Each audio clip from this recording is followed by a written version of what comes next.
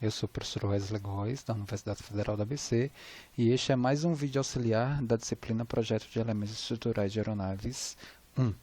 O objetivo aqui deste vídeo é dar continuidade à discussão sobre as filosofias de Projeto à Fadiga. No vídeo anterior a gente fez uma definição sobre as filosofias de vida segura, falha segura e tolerante a dano, e finalizamos o vídeo justamente apresentando essas categorias estruturais, e é em cima dessas categorias estruturais que a gente novamente vai voltar a fazer discussão sobre essas filosofias. No final do vídeo anterior, a gente fez uma definição sobre load path, que é o caminho de carga, definindo esse caminho de carga como uma trajetória física que liga a localização da força aplicada e as forças em outros lugares, que fornece equilíbrio com a própria força aplicada, e que, no entanto, essa trajetória física ela deve ser capaz de transportar e transferir essa carga. Isso fortemente a gente vai discutir lá quando do tópico de carga, mas aqui a intenção é enxergar que essa carga ela segue um dado caminho que é garantida pelo equilíbrio e pela transferência. E a gente vai associar essas categorias estruturais por meio dessas definições: caminho único de carga, vida segura, caminho único de carga tolerante a dano, caminho múltiplo de carga inspecionável externamente, caminho múltiplo de carga não inspecionável antes da falha primária e caminho múltiplo de carga inspecionável antes da falha primária.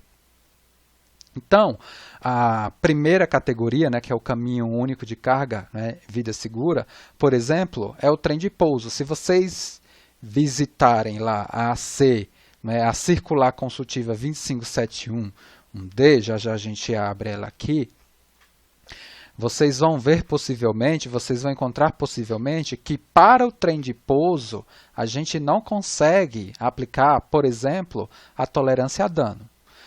Por quê?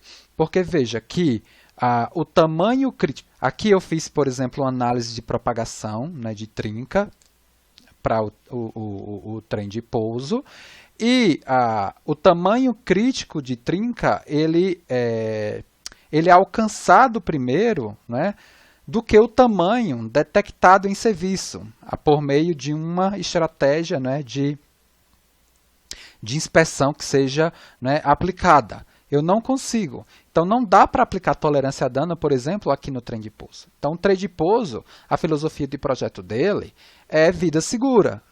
E por ele ter um único caminho de transferência dessa carga, que é equilibrada, e ainda mais, a trajetória é capaz de transferir essa carga, ele é caminho único. Então, ele vida segura obrigatoriamente tem que ser aplicado aqui nesse processo. Então, só será permitida pelos órgãos de certificação caso se prove que a tolerância a dano é impraticável. No caso aqui, a própria base de certificação me fala que nesse tipo de parte do avião, que é o trem de pouso, eu não consigo aplicar a tolerância a dano. Ele requer substanciação por meio de ensaio, ou seja, a simulação ser reforçada pelos resultados do ensaio, e requer também os fatores de dispersão estatística, que são esses scat factors, ou seja, existem situações de dispersão estatística por conta da resistência do material e outros pontos.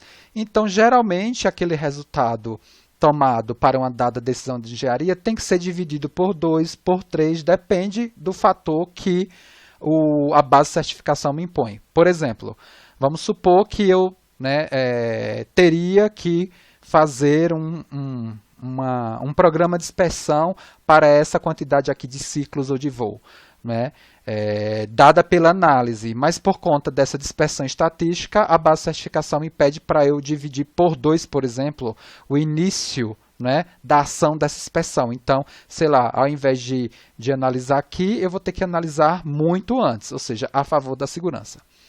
Conforme mostrado esquematicamente aqui na figura ao lado, nessa categoria as trincas elas se tornam críticas antes que as mesmas sejam detectáveis em serviço. Então, não dá para eu colocar aqui uma faixa de dispersão, né, para que a gente possa tomar uma decisão, porque a gente não tem condições por meio do diagrama de propagação para fazer isso. Tá? A outra estrutura, né, caminho único de carga tolerante a dano. Existem casos que sim.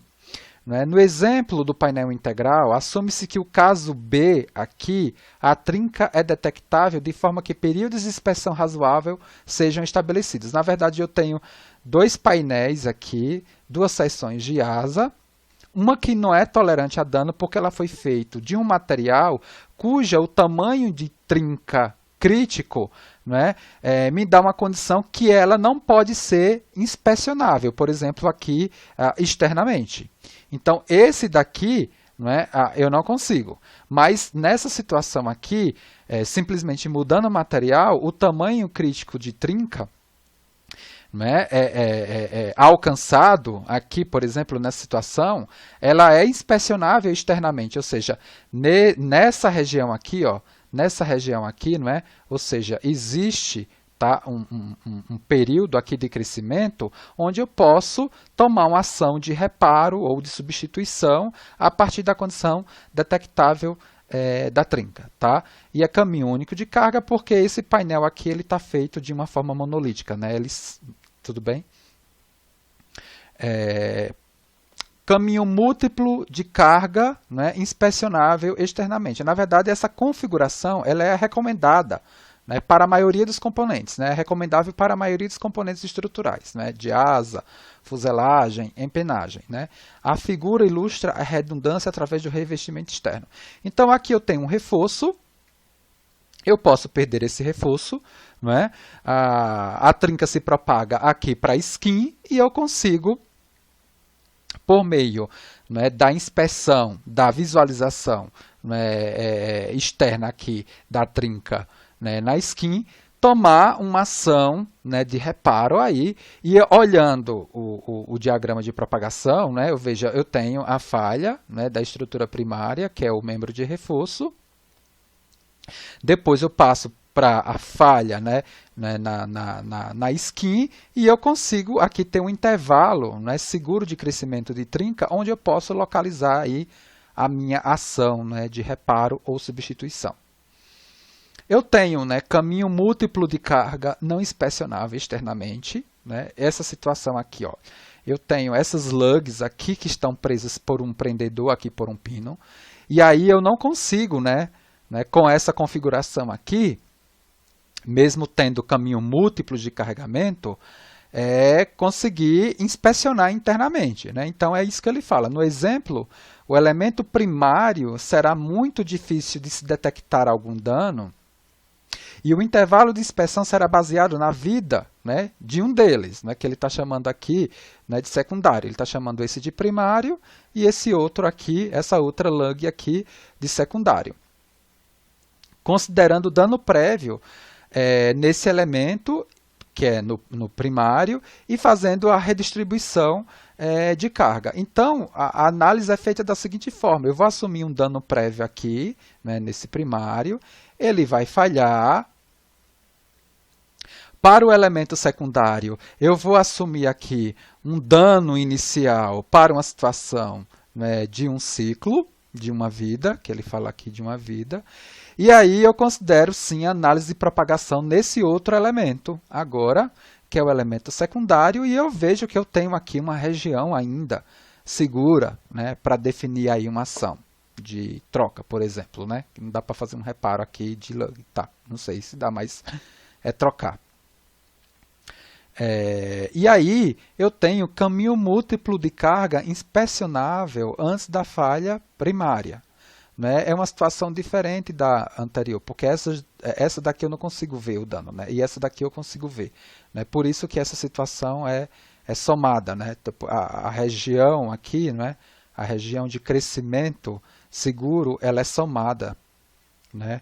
Diferente dessa, né? Diferente da anterior, né? Que eu considero eu assumo um dano aqui inicial, né, processo a falha desse elemento e a partir daqui eu assumo, né, um comprimento aqui, né, que ele fala aqui no secundário, na situação de uma vida, e continuo com a propagação. Aqui não, aqui.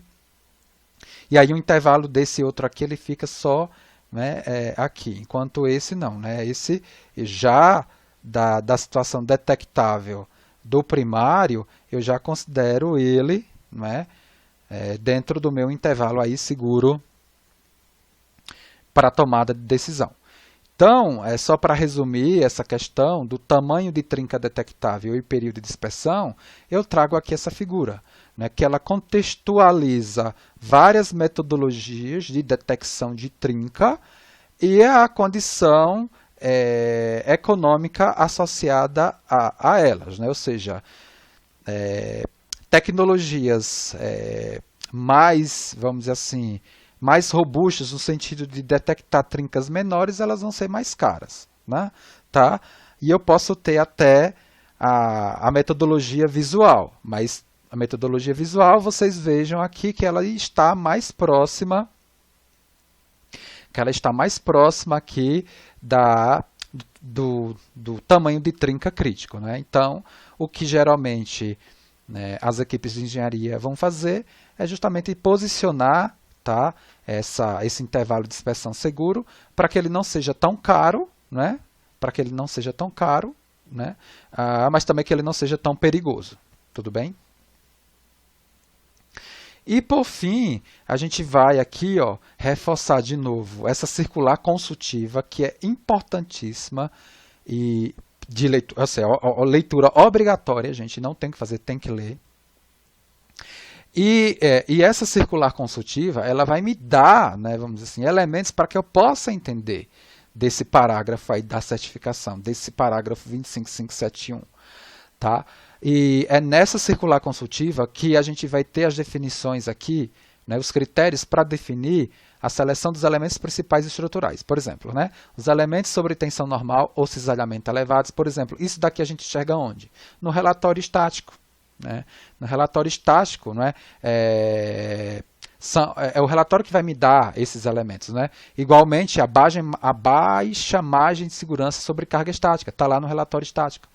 Está lá no relatório estático também a alta concentração de tensão, né? Os altos elementos, né, de transferência de carga, que tem alta transferência de carga, alta severidade do espectro de carga, né, tensão elevada no elemento secundário, caso haja ruptura no elemento primário, nessas condições, né, onde a gente tem o caminho múltiplo de carga. Né? Material com baixa taxa de propagação ou baixa tenacidade à fratura, isso aqui é uma propriedade do material que a gente define bem lá em projeto de elementos estruturais de aeronaves 2. Né?